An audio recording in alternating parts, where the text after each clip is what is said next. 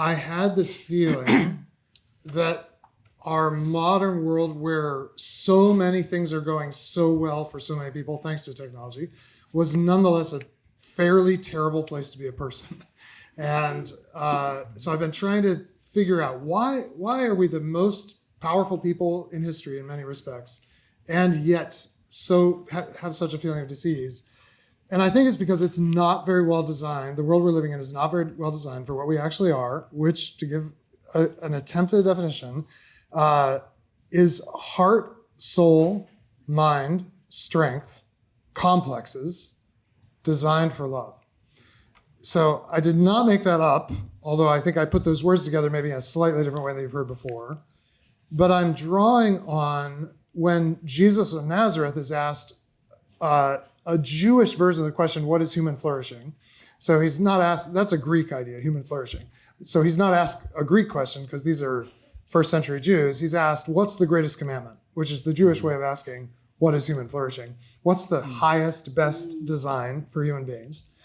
And the only time Jesus does this, by the way, in all of our records of him, he never answers a question with what you expect. He never gives the expected answer, except one time when he's asked this question, and he answers it the way every Jewish rabbi then and now would answer: love the Lord your God with all your heart and all your soul and all your mind and all your strength.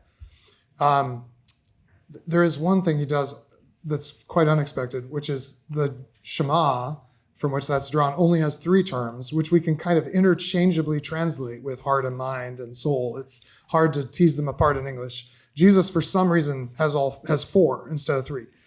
Heart, soul, mind, strength. And we are this beautiful, mysterious combination of all of these. So we have heart, which is emotion and desire and will. We've got soul, which is probably the hardest to define, but perhaps depth of self, the self that's not visible or even expressible on the surface, and yet that we nonetheless feel is there. We have mind, our ability to rationally work our way through the world, and we have strength. We're in these bodies that can move in the world. All of which function as a kind of complex.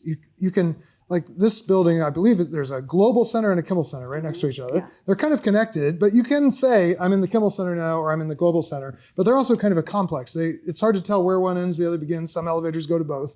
And that to me is very much a picture of what it is to be heart, soul, mind, strength complexes, that we can distinguish these parts.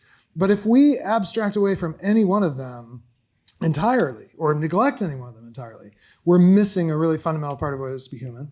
And then the claim is, from Jesus and the Jewish tradition, that all of this is designed for love.